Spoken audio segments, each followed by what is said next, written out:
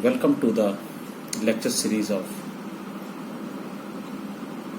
B.Ed Special Education students for Dr. Shakuntala Mishra, National Rehabilitation University, Lucknow. Today I am delivering the lecture on Technology and Disability, which is the paper of B.Ed Special Education 4th semester course. Code is BSH 306 and the unit first is Assistive Listening Devices. Basically, there are 5 general types of assistive listening devices. Audio induction, which is also known as loop induction system, the FM radio system, infrared system, personal amplification system, and Bluetooth devices. So, today we are going to discuss each one. I think bilingual delivery is good. That's why I am delivering the lecture in Hindi and English also. The first assistive listening device is induction loop system or audio induction loop system.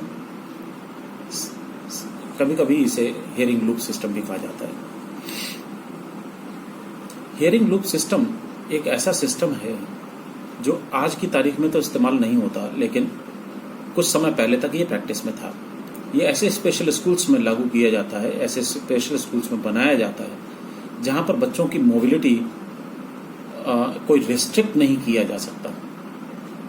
ये एक ऐसा system है जिसमें कमरे के चारों तरफ एक पूरा इलेक्ट्रॉनिक्स वायरिंग कर दी जाती है, और वायरिंग में जिस समय इलेक्ट्रिसिटी कंडक्शन शुरू होता है तो वहां पर एक इलेक्ट्रोमैग्नेटिक इफेक्ट या इलेक्ट्रोमैग्नेटिक फील्ड डेवलप हो जाता है. इलेक्ट्रोमैग्नेटिक फील्ड में के संपर्क में जैसे ही हियरिंग एड्स आती हैं तो वो उस फील्ड में आने वाली सभी साउंड वेव्स को कैच करने लगती हैं. वो पूरा का पूरा एक जो लूप बना हुआ है वो एक एम्पलीफिकेशन सिस्टम से जुड़ा हुआ होता है, और एम्पलीफिकेशन सिस्टम एक माइक द्वारा जुड़ा हुआ होता है जिस पर टीचर अपनी बात कहता है. जब टीचर बोलेगा एम्पलीफिकेशन में जाएगा, साउंड का एम्पलीफिकेशन होगा, उसको इलेक्ट्रोमैग्नेटिक वेव्स में बदला जाएगा और वो पूरे लूप में घूमती रहेंगी. बच्चा कहीं भी अगर बैठा होगा उस लूप के अंदर, उस घेरे के कहीं भी अंदर, तो उसको वो चीज सुनाई देगी. ये एक परिष्कृत सिस्टम था जो कि पहले एक ग्रुप हियरिंग एड सिस्टम चलता था जिसमें एक टेबल पर फिक्स्ड कनेक्ट्स लगे रहते थे जिसके द्वारा हेडफोन लगे होते थे और बच्चा उस हेडफोन को अपने कान में लगा के एक माइक के द्वारा बोलता था. मेन सिस्टम एक फिर एम्पलीफायर और एक टीचर के माइक्रोफोन के साथ में जुड़ा हुआ रहता था. तो टीचर अगर कुछ बोल रहा है तो बच्चा केवल उसको सुन रहा था और वो अपनी सवाल भी वहां से पूछ सकता था, उस चीज को दोहरा सकता था, वो खुद भी अपनी आवाज को सुन सकता था. लेकिन इसका एक सबसे बड़ा ड्रॉबैक था तो ये कि बच्चा अपने आप को मूव नहीं कर सकता, वो एक जगह पर बैठा हुआ है, सुन रहा है. इंडक्शन लूप सिस्टम आपको मोबिलिटी की रेस्ट्रिक्शंस को खत्म कर देता है. आप कहीं भी उसको मूव कर सकते हैं, कहीं भी आप आ जा सकते हैं. ठीक है, ये एक अच्छा सिस्टम था. प्रॉब्लम ये है कि बच्चा एक कमरे के अंदर ही केवल मूव कर सकता है. दूसरा, इंडक्शन लूप सिस्टम लगवाना कोई छोटा खर्चे का काम नहीं है. ये काफी महंगा सिस्टम है और अगर एक भी वायर कहीं पर शॉर्ट होता है तो पूरा का पूरा सिस्टम आपको बदलना पड़ता है, जो कि काफी खर्चीला साबित हो सकता था. लिहाजा ऐसी स्थिति में ये सिस्टम ज्यादा देर तक नहीं चला. दूसरा आता है एफएम रेडियो सिस्टम. हम और आप सभी रेडियो सुनते हैं, सब जानते हैं कि एक एफएम चैनल है. फ्रीक्वेंसी मॉड्यूलेशन इसका फुल फॉर्म होता है. तो फ्रीक्वेंसी मॉड्यूलेशन, आप किसी लो फ्रीक्वेंसी को एक खास तरीके की फ्रीक्वेंसी पर सेट करने के बाद आप अपनी साउंड वेव्स को ट्रांसमिट कर सकते हैं. इसमें दो तरीके की चीजें आती हैं, एक ट्रांसमीटर और एक रिसीवर. ट्रांसमीटर टीचर के पास होता है, रिसीवर बच्चों के पास होता है. रिसीवर बच्चे अपने गले में स्ट्रैप के जरिए भी पहन सकते हैं और एक हियरिंग एड के साथ में अपनी जो पर्सनलाइज्ड हियरिंग एड है उसके साथ भी इसको जोड़ सकते हैं. जब टीचर कोई भी इंस्ट्रक्शन अपने ट्रांसमीटर पर देता है तो वो एफएम चैनल के द्वारा उस सिस्टम बनाती है, वहां से जो आवाज आती है वो हियरिंग एड कैच करके आपको सुनाना शुरू कर देता है. मोबिलिटी इसमें बिल्कुल भी नहीं है और बच्चा काफी हद तक फ्री होता है कहीं भी जाने के लिए. एफएम रेडियोस की जो फ्रीक्वेंसीज होती है आमतौर पर वो करीब 25 से 50 किलोमीटर के अंतर्गत होती है. लेकिन चूंकि ये एक FM radio system specially design है, ये स्कूल की जरूरतों के हिसाब से डेवलप किया जा सकता है और यहाँ पर हम अपनी फ्रीक्वेंसीज को सेट कर सकते हैं कि जो 500 मीटर में जाए, 1 किलोमीटर में जाए, या जो भी स्कूल कैंपस है हम उसके अंतर्गत रख सकते हैं। तो बच्चा अगर स्कूल के अंदर, एक कमरे के अंदर नहीं बल्कि स्कूल के अंदर कहीं भी हो, चाहे वो मैदान में हो, चाहे वो ऊपर वाले फ्लोर पे हो, नीचे वाले फ्लोर पे हो, अंडरग्राउंड फ्लोर पे हो, लेकिन अगर एफएम रेडियो उसने पहना हुआ है तो वो इंस्ट्रक्शंस को फॉलो कर सकता है और टीचर की बातों को सुन सकता है, समझ सकता है। फिर आता है इंफ्रारेड सिस्टम। इंफ्रारेड सिस्टम काफ़ी पुराना सिस्टम है, आज की तारीख में उसका इस्तेमाल नहीं होता। आपने देखा होगा कि आपके टीवी के रिमोट्स जो चलते हैं उसके आगे एक छोटा सा बल्ब जैसा लगा रहता है जो कि इंफ्रारेड कनेक्टिविटी वायर होता है, और वहाँ पर एक वो सिस्टम के जरिए आपकी जो मैसेजेस होते हैं उसको ट्रांसमिट करता है दूसरे रिसीवर के पास। ये भी एक इंफ्रारेड सिस्टम था जो कि एफएम रेडियो आने से पहले चलता था। वही चीज़ कि एक ट्रांसमीटर और एक कुछ रिसीवर रहते हैं। रिसीवर अपने बच्चे के गले में रहेगा, वो एक उसमें इंफ्रारेड सिस्टम या एलईडी दिया रहता था, वो उसको लगातार ब्लिंक करता रहता था। वो लेज़र लाइट या इंफ्रारेड सिस्टम के जरिए रिसीवर और ट्रांसमीटर एक दूसरे के साथ जुड़े हुए होते थे। जितनी दूर तक भी वो ट्रांसमिशन कैच करता रहेगा वहां तक बच्चे की रेस्ट्रिक्शंस नहीं रहती है, बच्चा अपनी मोबिलिटी कर सकता है। लेकिन इसके रेस्ट्रिक्शंस ये हैं कि ये बहुत ज़्यादा दूर तक नहीं जा सकता और इंफ्रारेड सिस्टम बहुत जल्दी ख़राब भी होते हैं। तो ऐसी स्थिति में बहुत ज़्यादा इसका इस्तेमाल नहीं हुआ। तो ये अल्टीमेटली कुछ समय के बाद में इनका प्रयोग लगभग बंद ही हो गया। अब हम बात करेंगे इंफ्रारेड सिस्टम के साथ साथ हमारा जो दूसरा सिस्टम है ब्लूटूथ सिस्टम। ब्लूटूथ सिस्टम एक लेटेस्ट डिवाइसेस हैं। इसमें आपकी हियरिंग एड को ब्लूटूथ कनेक्टिविटी के साथ में जोड़ा जा सकता है और उस रेंज के अंतर्गत आने वाले, जैसे ब्लूटूथ की रेंज अगर मान लीजिए 50 मीटर 100 मीटर है, तो 100 मीटर के अंतर्गत आने वाली जो भी चीज़ें होंगी, जो भी ट्रांसमीटर और रिसीवर्स होंगे, वो एक दूसरे के साथ में कैचअप कर जाएंगे। यहाँ तक कि एक बच्चे की हियरिंग एड दूसरे कई सारे हियरिंग एड्स के साथ में पेयर अप हो सकती है। तो जो बच्चा एक दूसरे के साथ कम्युनिकेट करना चाहता है वहाँ पर आसानी के साथ में अपना कम्युनिकेशन कर सकता है। लेकिन चूंकि ये काफ़ी महंगे हैं और एक नेक लूप से जुड़े हुए होते हैं और काफ़ी महंगे सिस्टम है, इसलिए इनका इस्तेमाल अभी तक इंडिया में बहुत ज़्यादा पॉपुलर सिस्टम नहीं है। ठीक है कि ये ब्लूटूथ सिस्टम एक वाईफाई के जरिए भी, आजकल तो वाईफाई हियरिंग एड्स आ रही हैं, वाईफाई के जरिए भी आप जोड़ सकते हैं। तो जैसे ही ये किसी ब्लूटूथ या वाईफाई के संपर्क में आएंगी तुरंत ये उसके साथ में कनेक्ट कर लेती हैं, छोटे छोटे लूप्स में काम करती हैं। आपकी मोबिलिटी 100%, आप कहीं से कहीं तक भी जा सकते हैं। मुश्किल ये है कि जो एक श्रवण बाधित व्यक्ति है या एक जो डेफ व्यक्ति है, उसके जीवन में श्रवण यंत्र बड़ा महत्वपूर्ण भूमिका निभा करता है। खासकर यदि सही समय पर आप सही विशेषज्ञों के जरिए आप हियरिंग एड लगाएं तो। एक नया सिस्टम है जिसे हम कहते हैं पर्सनलाइज्ड हियरिंग एड्स। ये वो हियरिंग एड्स हैं जो हमें आमतौर पर हम और आप रोज देखते हैं, बच्चे पहनते हैं, हम और आप रोज डील करते हैं। अक्सर लोग एक सवाल पूछते हैं, असिस्टिव लिसनिंग डिवाइस और हियरिंग एड में क्या फर्क है? ध्यान रखिए, असिस्टिव लिसनिंग डिवाइस एक बहुत ही ब्रॉडर टर्म है जिसके अंतर्गत बहुत सारे सिस्टम आ सकते हैं। जैसा कि मैंने आपको अभी बताया, एफएम रेडियो सिस्टम आ जाएगा, इंडक्शन लूप आ जाएगा, ग्रुप हियरिंग एड आ जाएगी, पर्सनलाइज्ड इंडिविजुअल हियरिंग एड्स आ जाएंगे, ब्लूटूथ सिस्टम आ जाएगा, वाईफाई सिस्टम आ जाएगा। इस तरीके की बहुत सारी चीजें हैं। हार्डवेयर सिस्टम भी इसी के अंतर्गत आता है। ये असिस्टिव लिसनिंग डिवाइसेस हैं, ये ब्रॉडर टर्म में, इसमें बहुत सारी चीजें आएंगी। इसी तरीके से हियरिंग एड या पर्सनलाइज्ड हियरिंग एड्स एक कंपोनेंट है, एक टाइप है जो हम असिस्टिव लिसनिंग डिवाइस के अंतर्गत रख सकते हैं। ये भी एक असिस्टिव लिसनिंग डिवाइस है जो कि हियरिंग एड। अगर आप किसी बच्चे के साथ में जो कि डेफ है, श्रवण बाधित है, उसके साथ काम कर रहे हैं, हियरिंग एड का इस्तेमाल करना बहुत ज्यादा जरूरी होता है। अब हम बात करते हैं कि हियरिंग एड एक्चुअली काम करता कैसे है। जैसा कि आप सभी जानते हैं कि हियरिंग एड एक इलेक्ट्रॉनिक डिवाइस है और इलेक्ट्रॉनिक डिवाइस को काम करने के लिए एक पावर चाहिए होती है। तो ये बैटरी ऑपरेटेड सिस्टम होता है। इसमें एक बैटरी पावर जनरेट करती है और ये आपकी एम्प्लीफिकेशन करता है। बेसिकली करता ये है कि एक ये जो वातावरण की ध्वनियां हैं उनको कैच करता है अपने माइक्रोफोन के जरिए, फिर उन सब चीज़ों को भेजता है एम्पलीफायर में। उस एम्पलीफायर के द्वारा जो वातावरण की साउंड होती है या जो साउंड वेव्स होती हैं उनको एम्पलीफाई किया जाता है। यानी अगर इस लेवल पर हमें वातावरण की ध्वनि मिल रही है तो इसको एम्पलीफाई करके इसको उठाकर यहाँ तक लेके जाएगा और इतना करने के बाद वो सुनना शुरू कर देगा। तो वो वहां से रिसीवर को भेजेगा और रिसीवर सीधा कान में लगा हुआ होता है, लिहाजा वो वहां पर आप सुन सकते हैं। इसका काम केवल ये है कि 3 बेसिक कंपोनेंट है। माइक्रोफोन जो कि वातावरण की ध्वनियों को रिकॉर्ड करके आपके हियरिंग एड में भेज रहा है।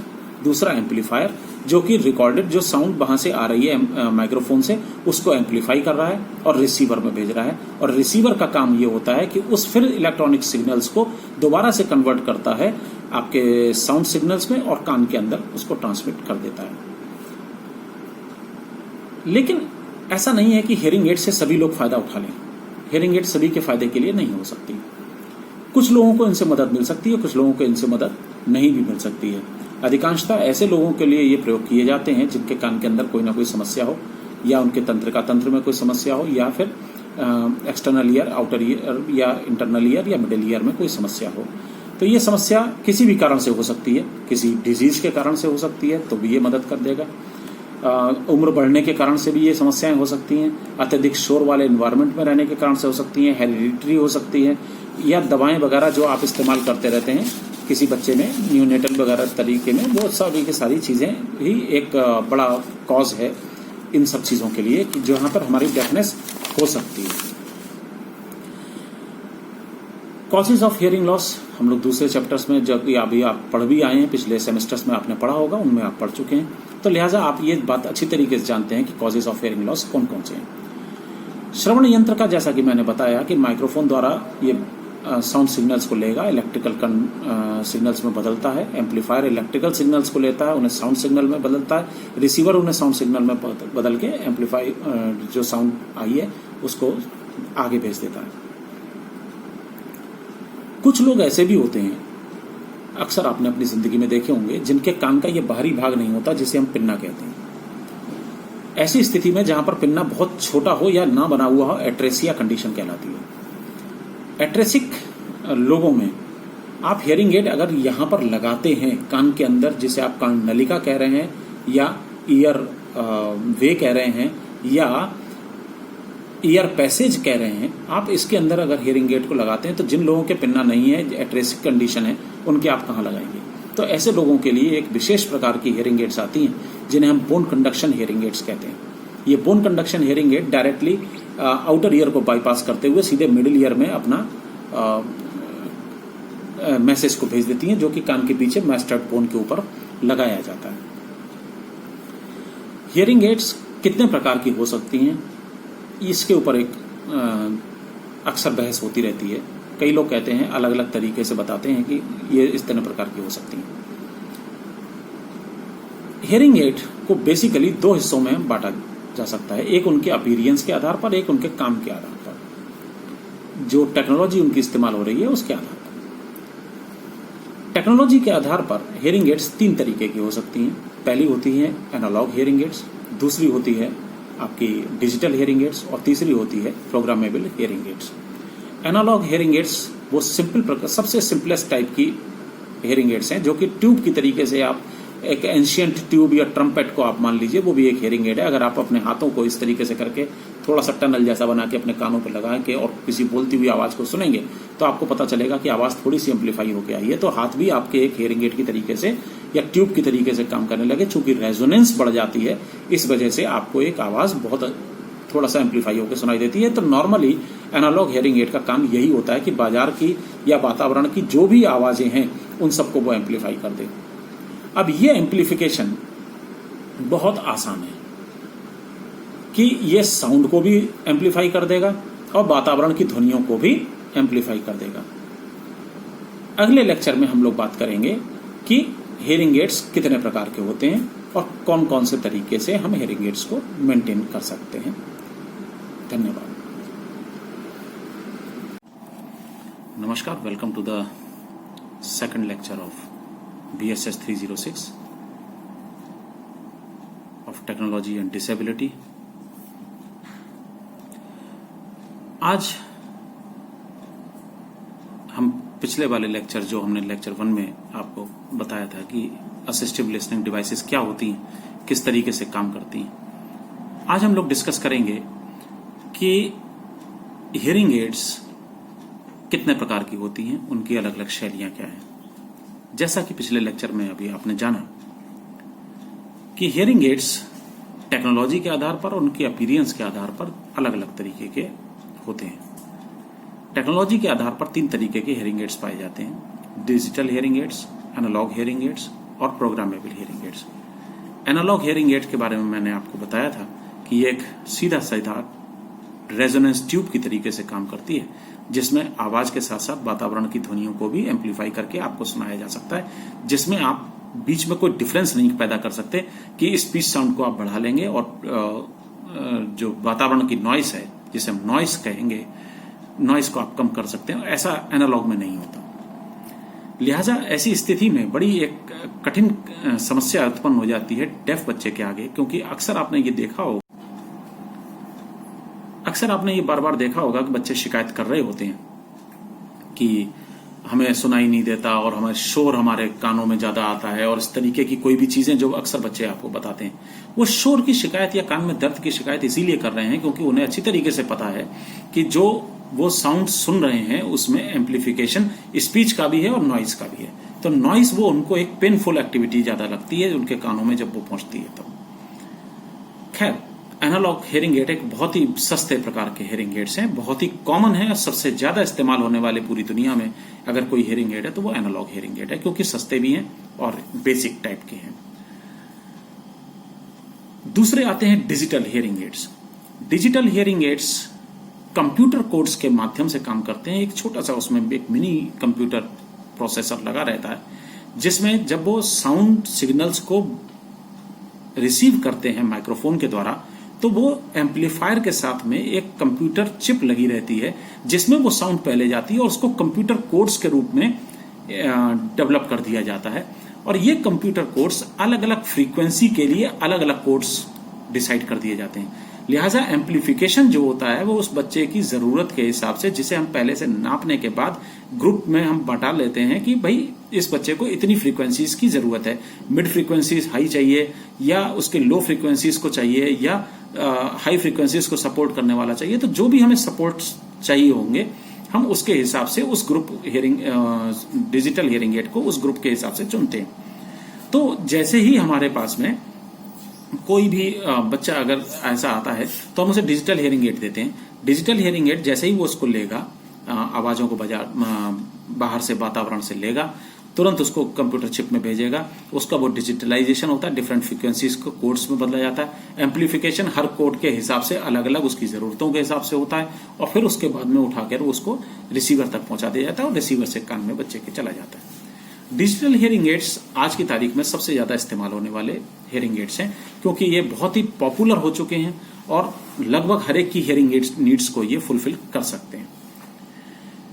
डिजिटल हियरिंग एड्स में एक सबसे बड़ी जो समस्या है वो है मेंटेनेंस की, क्योंकि महंगे भी हैं, बहुत ज्यादा नहीं लेकिन हाँ करीब 8-10 हजार रुपए से स्टार्टिंग इनकी हो जाती है। बहुत ही बेसिक टाइप का जो आएगा 8 से 10 हजार रुपए का आएगा, हो सकता है 12 का भी हो, लेकिन ये चले जाते हैं बहुत हाई रेंज तक भी जाते हैं, 70-80 हजार रुपए का भी एक पड़ सकता है। तो नेचुरली ये महंगे तो हैं ही, और इन महंगे हियरिंग एड्स को मेंटेनेंस को अगर हम देखें तो बड़ा हमारे लिए तकलीफदेह भी हो सकता है। लेकिन फिर भी आज की तारीख में क्योंकि ये साउंड के साथ में जो स्पीच नॉइस रेशियो है उसको मेंटेन करके चलते हैं, काफी हद तक नॉइस को कम कर देते हैं, स्पीच की क्लैरिटी ज्यादा है, इंटेलिजिबिलिटी स्पीच इंटेलिजिबिलिटी बच्चों में ज्यादा हो जाती है, लिहाजा इसका इस्तेमाल करने के लिए ज्यादातर सलाह दी जाती है। तीसरे होते हैं प्रोग्रामेबल हियरिंग एड्स।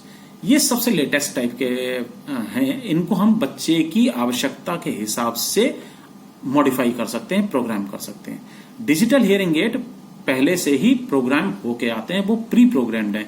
जैसे हमारा सिम होता है, तो सिम अगर आपका प्रीपेड है या पोस्टपेड है तो बिल्कुल उसी तरीके से है कि आप बाद में प्लान अपना चुन सकते हैं पोस्टपेड में, इसमें इस तरीके का है। तो बिल्कुल वही चीजें इस तरीके के हियरिंग एड्स में भी लगती हैं। अगर बच्चे की मिड फ्रीक्वेंसीज टेस्टिंग के समय पे, ऑडियोमेट्री के समय पे बहुत अच्छी थी, उनको हमें बढ़ाने की जरूरत थी, तो हम उसको प्रोग्राम उस तरीके से कर सकते हैं।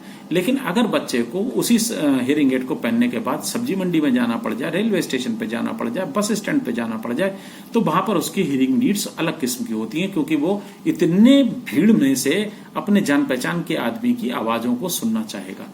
तो ऐसी स्थिति में हम उसको अलग अलग कंडीशंस में उसको प्रोग्राम कर देते हैं कि वो बच्चा अपनी हियरिंग एड, अगर वो एक शांत क्लास में बैठा है तो उसकी क्लिपिंग अलग तरीके से वो कर देगा कि नॉइस क्लिपिंग अलग प्रकार की होगी, और अगर बच्चा बाजार में या कहीं जा रहा है सब्जी मंडी वगैरह में तो उसकी नॉइस क्लिपिंग अलग किस्म की हो जाएगी। तो ये प्रोग्रामेबल हियरिंग एड होती है। बहुत महंगी हियरिंग एड है, शुरुआत इनकी 15,000 के आसपास से स्टार्ट है और जाने को ये 1.5-2 लाख रुपए तक की भी जाती हैं, ऐसा पता चलता है। अलग अलग कंपनीज और टेक्नोलॉजी के ऊपर डिपेंड करता है। तो इस तरीके से अगर आप देखें तो हियरिंग एड्स बहुत अलग अलग तरीके हैं, अपने आप एडजस्टेबल करती हैं, बहुत उनके जो रिजल्ट्स हैं वो बहुत ज़्यादा हाई फाई हैं। बच्चे के हियरिंग इन्वायरमेंट को सबसे ज़्यादा अगर कोई फायदा पहुंचाएगा तो प्रोग्रामेबल हियरिंग एड है, लेकिन डिपेंड करता है कि आपकी जेब को कितना फायदा पहुंचा रहा है। इसके अलावा अगर हम देखें अपीरियंस के हिसाब से, तो अपीरियंस के हिसाब से हमारी हियरिंग एड कई तरीके की हो सकती है। पहले एक हो सकती है जिसे हम कहते हैं पॉकेट टाइप हियरिंग एड। अपने पॉकेट में बच्चा यहाँ पर रख के भी रख सकता है, अपनी जेब में, पैंट की जेब में भी रख सकता है। ज्यादातर तरीके से हम छोटे बच्चों को तो एक हार्नेस पहनाते हैं और उस हार्नेस के अंदर हम उसको रख के एक पतली सी पट्टी जैसी होती है, उसमें एक जेब जैसी बना दी जाती है, जेब में उसको रख के और उसमें से जिस तरीके से मेरा ये वायर जुड़ा हुआ है उसी तरीके से वो वायर के जरिए कानों तक आपके ईयरफोन की तरीके से वो रिसीवर वहां पर कान में जुड़ा हुआ होगा। ये होती है पॉकेट टाइप हियरिंग एड। सबसे बेसिक टाइप की हैं, सबसे सस्ती आती हैं, ज्यादातर एनालॉग होती हैं। इसमें डिजिटल आजकल आनी शुरू हुई है, लेकिन अभी तक आती नहीं थी आमतौर पर। तो ये सबसे आसान है बुजुर्गों के लिए भी, छोटे बच्चों के लिए भी, जिन्हें अभी हियरिंग एड संभालने की कोई तमीज नहीं होगी, हो सकता है वो बार बार गिरा दें, घुमा दें, इसीलिए सबसे सस्ती और सबसे टिकाऊ चीज है पॉकेट टाइप हियरिंग एड। उसके अलावा आता है BTE hearing aid, behind the ear, कान के पीछे लगाई जाने वाली। ये बिल्कुल ऐसी हियरिंग एड है जो इस तरीके की होती है, कान के पीछे इस तरीके से आपके फिक्स हो जाती हैं, अटक जाती हैं, और यहां से एक कान में ट्यूब आके यहां तक आपको रिसीवर के साथ में जुड़ा हुआ रहता है।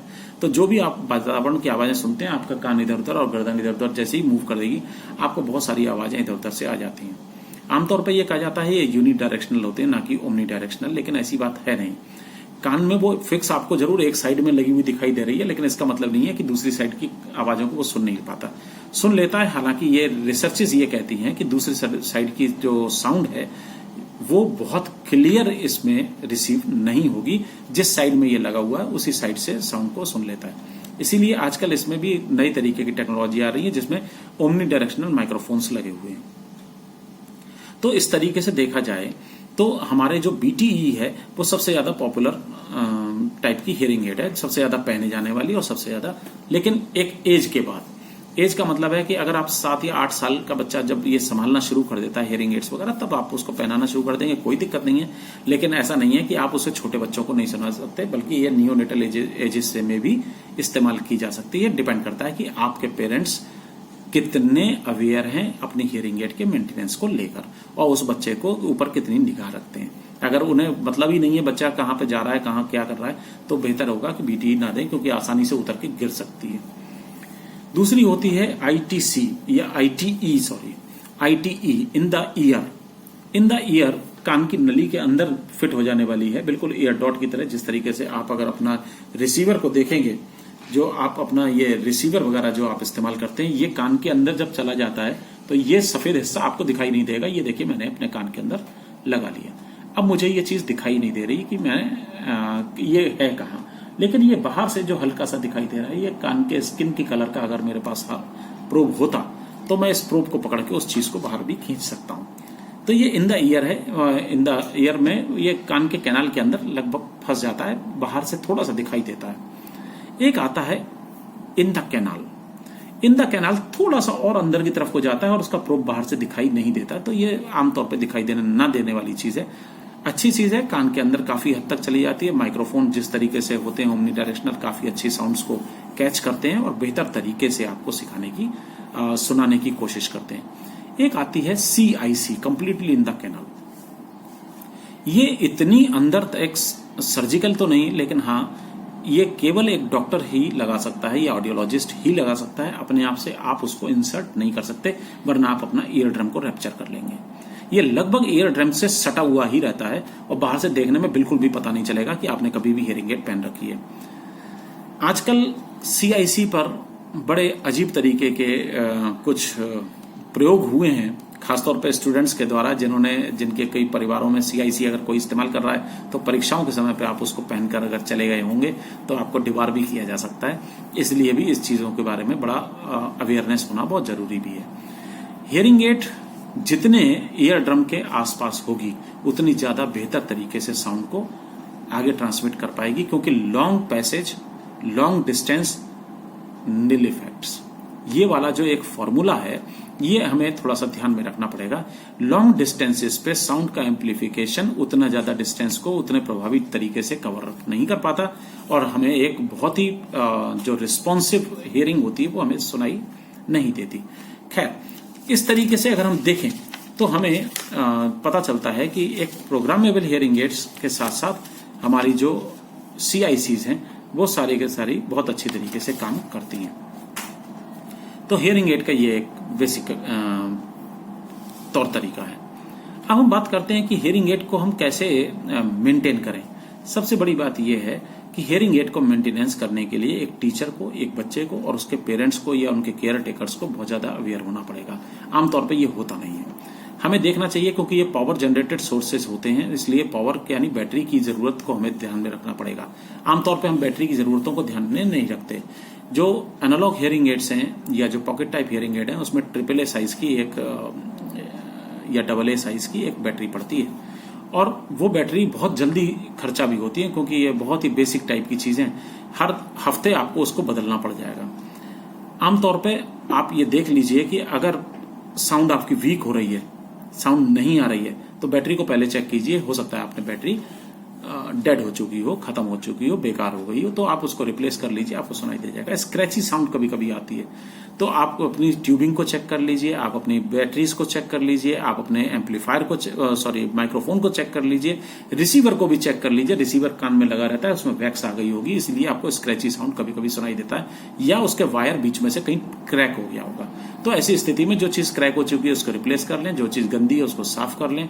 अगर उसमें क्लॉगिंग है तो उसको सफाई कर लीजिए, हल्के से ल्यूक वार्म वाटर में उसको डुबो के, रिसीवर को नहीं, रिसीवर की टिप को निकाल के आप उसको धो सकते हैं, साफ कर सकते हैं। यहाँ तक कि एयर मोल्ड अगर आपका है तो वो भी हो सकता है क्रैक हो गया हो सकता है वो छोटा हो गया हो सकता है कि वो गंदा हो गया हो, तो उसको भी आप निकाल के धो सकते हैं। एक और चीज है जिसमें हम कहते हैं विस्लिंग साउंड आ रही है। विस्लिंग साउंड का मतलब होता है, इसे हम कह देते हैं auditory feedback of the hearing aid. Auditory feedback तब आता है कि जब आपका रिसीवर सही तरीके से कान के अंदर लगाना हो और उसके आसपास में गैप हो।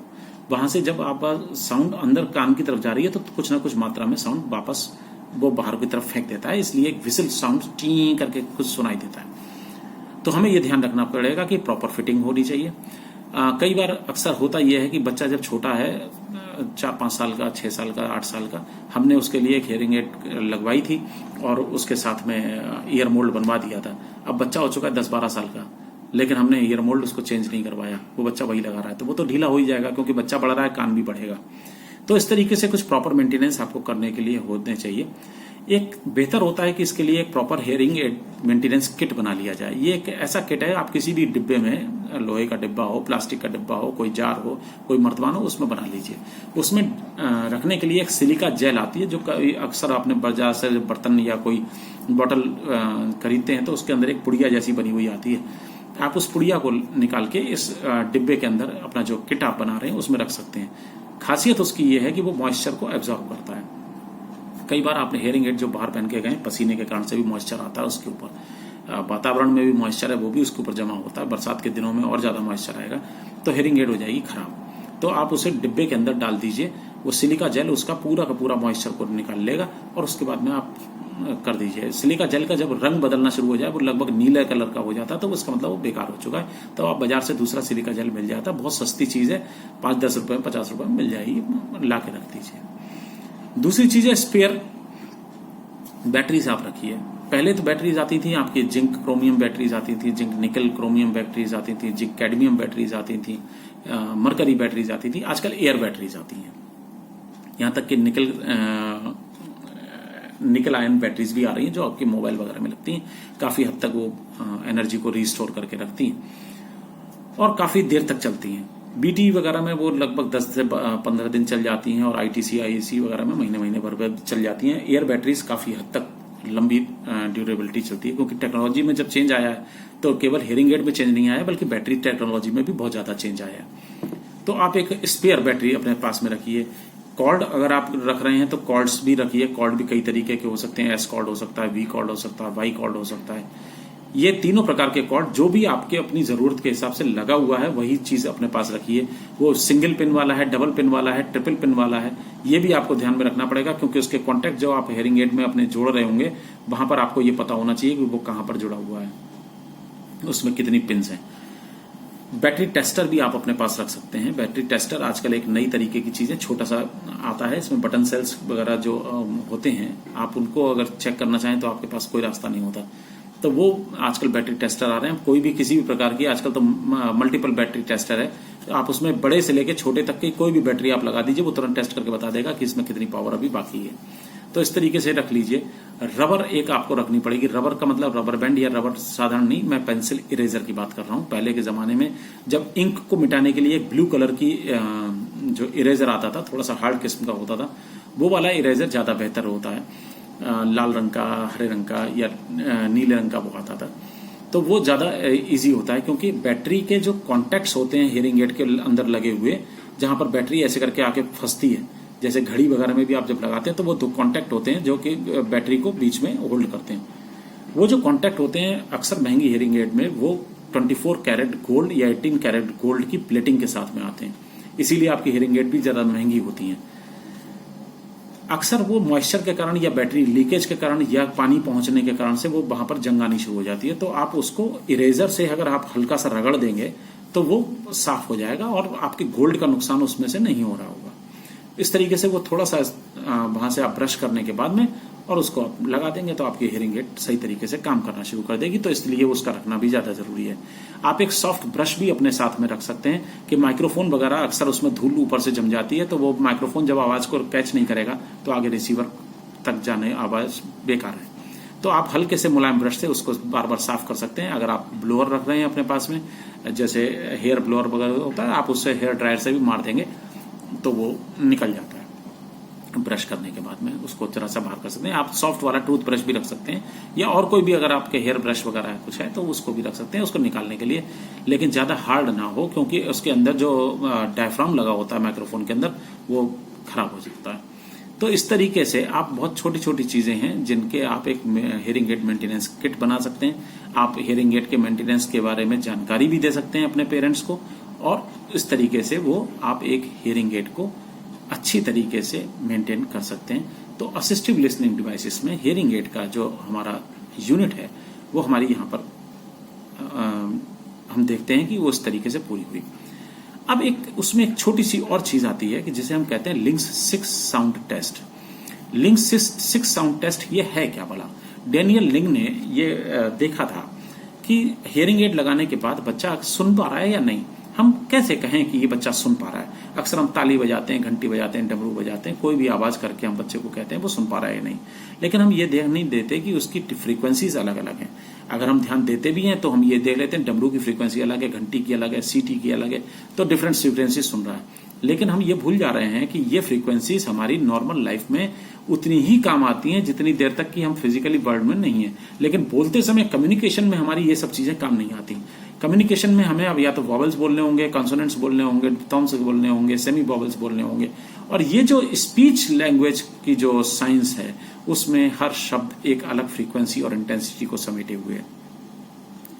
अगर आप अपनी भाषा पर ध्यान दें तो जो भी भाषा आप बोलते हैं उसके अगर आप साउंड सिलेबल को ध्यान रखेंगे तो वो सिलेबल को अगर आप डिफरेंट फ्रीक्वेंसीज के आधार पर देखें तो हम अपनी डेली लाइफ में कौन कौन सी फ्रीक्वेंसीज ज्यादा सुनते हैं उसके आधार पर अगर हम उन्हें घेरे में लेने की कोशिश करें तो वो एक बनाना टाइप का स्ट्रक्चर बन जाएगा जिसे हम स्पीच बनाना कहते हैं।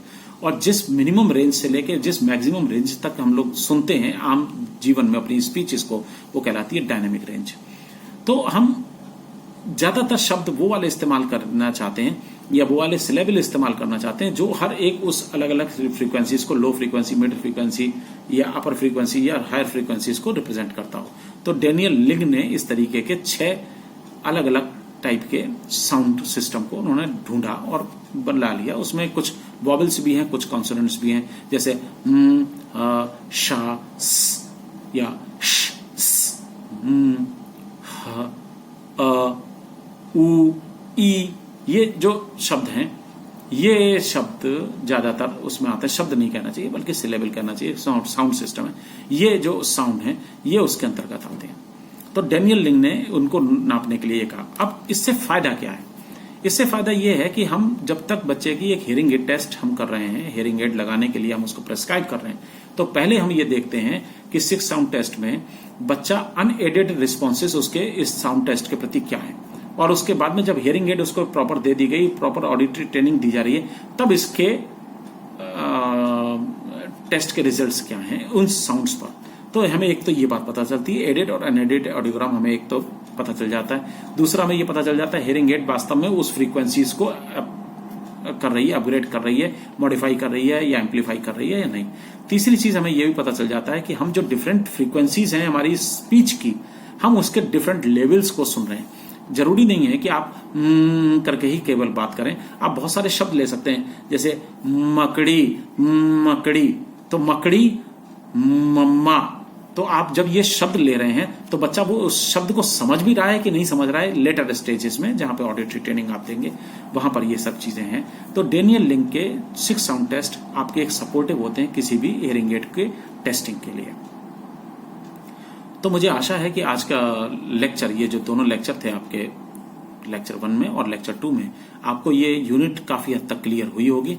आप इस वीडियो को देख सकते हैं कि किसी अपने जो दोस्तों के साथ में शेयर भी कर सकते हैं, और आगे के भी वीडियोस में इसी तरीके से आपके उसमें डालता रहूंगा। धन्यवाद।